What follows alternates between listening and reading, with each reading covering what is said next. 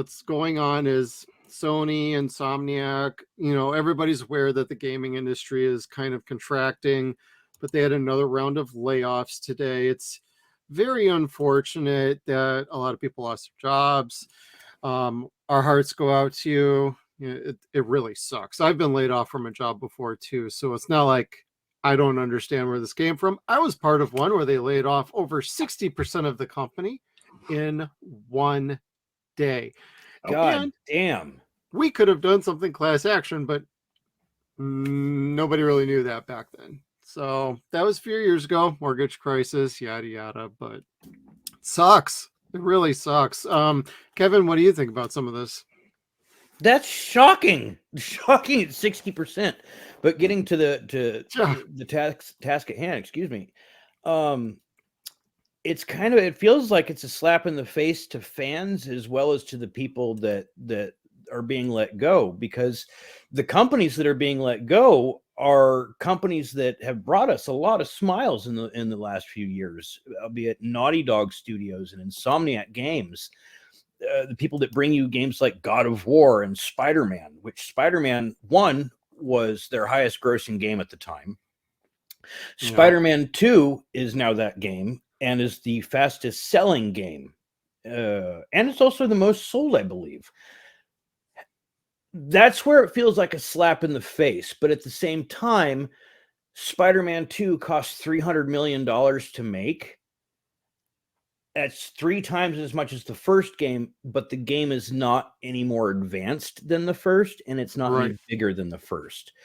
So that's where you kind of have to look at Sony's decision, what they did, and you're kind of like, well, that's kind of true. So, but I don't know why the game cost more, what they did that was different.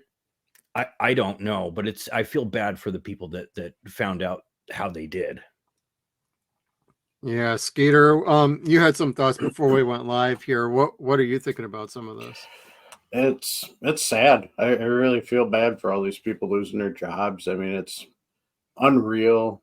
I mean, like it's a London whole company gone. I mean, there's a lot of good game systems or games that come out of London. Top of my head, I can't think of any. But like,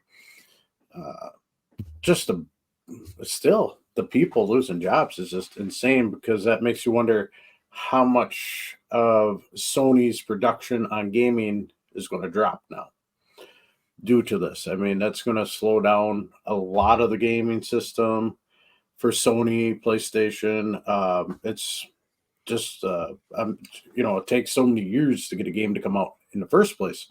Now, how much longer we're going to have to wait for, you play like Spider-Man 2 right now, hottest thing. How many more years before Spider-Man 3 comes out now? Is it going to be twice as long as what it was before with all these jobs gone? Or maybe they're streamlining stuff a little better, but maybe they're getting AI more involved, which could be a possibility too.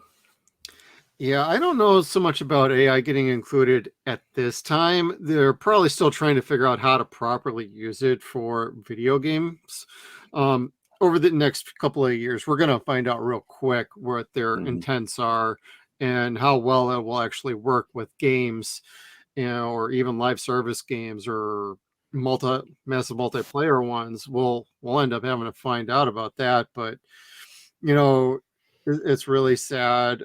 And I can see where it is going to affect some of the games, some turnaround time. Who knows what all these people were doing? Like, some of this could be redundancy.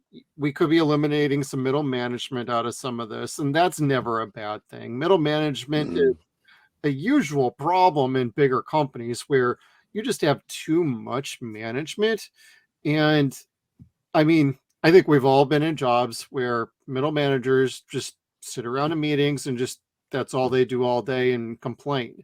They don't actually do any real work. And so eliminating that kind of position, that I can see. Or redundant ones. I mean, they've acquired studios. Maybe some of this has a little play in where, hey, we got 3 people doing the same job. We really only need one. And it's enough workload for just one person to handle. But I suspect a good portion of this is just, hey, we got to cut some costs down, close an office here or there. We got to bring some overhead down here like real quick. So that seems to be what they're doing here on the Microsoft end. In this article from the Hollywood Reporter, they remind everybody about Microsoft cutting nearly 2,000 people after they completed their acquisition of Blizzard, which that's even crazier because it almost feels like you're cutting out a whole department at that point of Microsoft, the giant Microsoft cutting out 2,000 people. That might seem a low number to some. 2,000 significant. That's a lot of fucking people. Mm-hmm. And that's a whole culture. Knows somebody who unfortunately lost their job due to in that round of layoffs, and that sucks. It really sucks.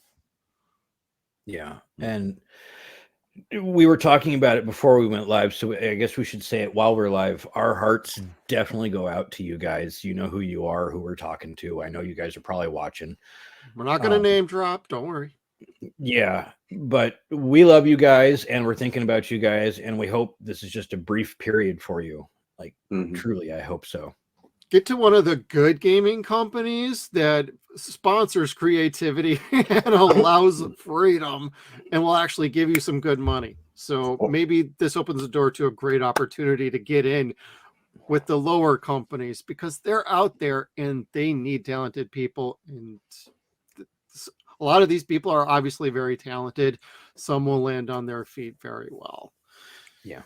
Or they get all together and start their own company and take, make a lot better games than what Sony's going to be able to pull out, or Microsoft itself. That's happened this is in the a great past. time for indie games, like you're pointing out. I was going to say, didn't they call that Kojima Studios? Yep. You know where I was going with under these conditions anymore. He's going to go get his own Metal Gear Solid with hookers and blackjack. Actually, that's how Sony got started too, because what's his name? Blanken. He left Nintendo because they said, "Nah, we don't like those ideas." Started Sony, and then boom. Yep, they had the prototype like made. They ordered it, and they're like, "Meh, we changed our mind." Yeah, no, we're gonna do our own thing. Okay. Yeah, actually, I heard about that story recently on I think Side Scrollers, which is another YouTube channel. Awesome show. So everybody should everybody go check out Side Scrollers. They're fantastic for video game coverage and other pop culture news. Yeah. What I feel really bad about is the people that are remaining with the studios. Like they can't say anything. Management can't say anything other than, reach out to your friends, be thankful that we're all still here. Except for Insomniac, of all people, actually put out a statement saying, like several other teams across Sony Interactive Entertainment and PlayStation Studios, Insomniac Games was impacted by yesterday's layoffs. There are no sufficient words to express our feelings about it. This is a solemn and unprecedented moment for our studio. We are focusing our energy on helping everyone affected through this challenging time. With cocaine. I'm sorry. You know what? The point is they were the only ones that said something like that. That makes me smile upon them. And they're not my favorite studio in general, but that kind of like gives them a point ahead for me.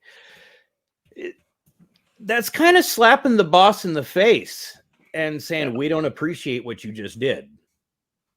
Right. And maybe that's what Sony needs. But then again, they did make a game for 3 times the amount of money that's not even longer than the first or second game. Yeah. Yeah. And unfortunately, there's just too much messaging and virtue signaling going on in Spider-Man 2. You saw it starting with Miles Morales, and they just went completely all in on Spider-Man 2. And I think a lot of people are feeling a little burnt out from from that kind of change in direction from the story. Like, Mhm. it's very clear it does not match up with the first game. The models have changed completely. Oh, And yeah. then they're inserting all this other bullshit in there that doesn't need to be there. And it was never part of the comics. It's more, hey, let's have more modern sensibilities in here. How about you make a good fucking game? I really don't get it with Insomniac. And I hate to get on a soapbox on this one, but you know, they made Ratchet and fucking Clank one of my favorite game series of all fucking time. And I love the first Spider-Man. Fantastic fucking game. The second I got into Miles Morales, I hit like a brick wall, so to speak.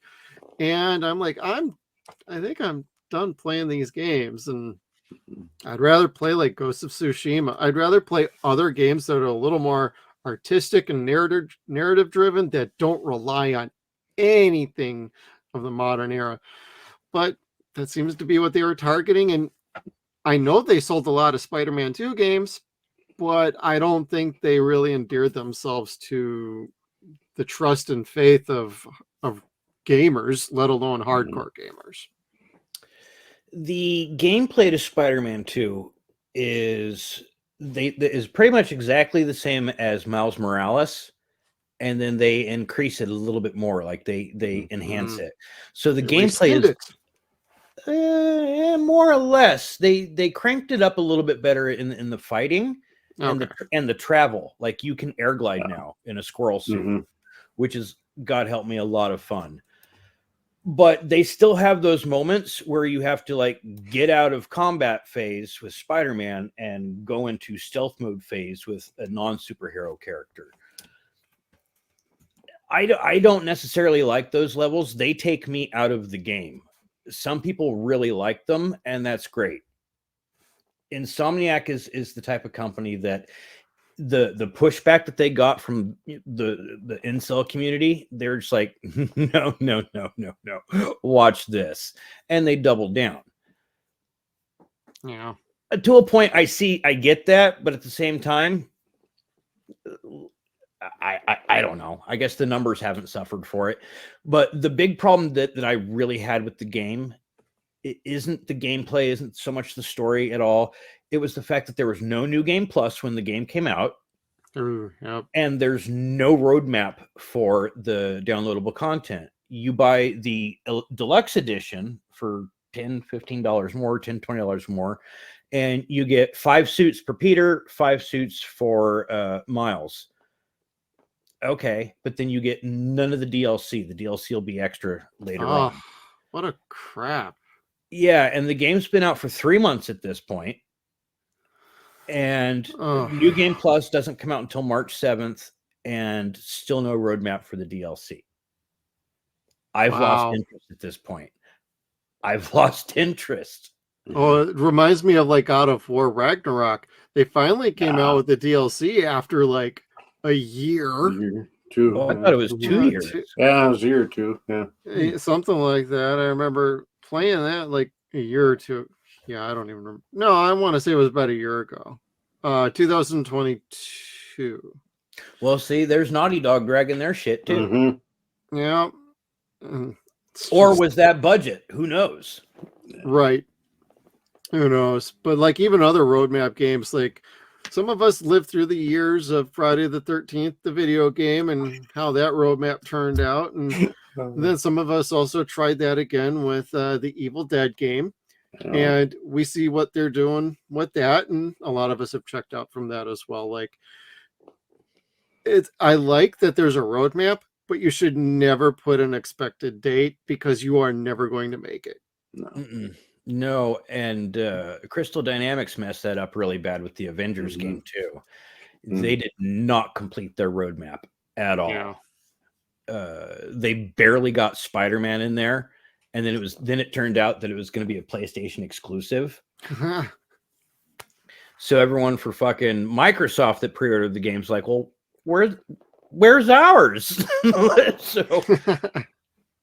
And then Square sold them off, and they couldn't afford to keep the lights on. So Crystal Dynamics turned down Avengers. So you never got to see Captain Marvel. Like, I know she wasn't your favorite character, but Ms. Marvel was like all nerded out to see Captain Marvel. And she was actually supposed to be a playable character in DLC, as was the Winter Soldier. Mhm. I think he actually did show up, but yeah, Carol never did. So it's like, well, that whole fucking sub story with fucking Kamala was wasted then, and just like pointless. But whatever. I don't know. We'll see what Sony does, and it's like Skeeter said, we'll see how the landscape of gaming goes in the next year or two, because there has not been a whole lot of, oh my god, that game's fucking amazing. Who was it? Suicide Squad kills the Justice League. Oh, I ain't fucking touching that game with a 10-foot pole. Nope. No, that game's got HPV, for fuck's sake. Like, no one wants to touch it. Not even the treatable kind. Fucking Arkham City just went, oh, I suck, huh? Well, that's what's funny with the Batman games. After that came out, less people played the Suicide Squad, and then all of a sudden, more people are on the Arkham Asylum, Arkham City games, and Arkham Knight games. There's more people playing those now than before that game came out. Yeah. And all it did was, okay, I don't want to play that shit show. I'm going to go play the good games. Even I fired up Arkham Asylum on my PlayStation 3. I haven't gotten very far, but it's like, fuck, I ain't touching that, but I kind of want to play a Batman game. So here we go.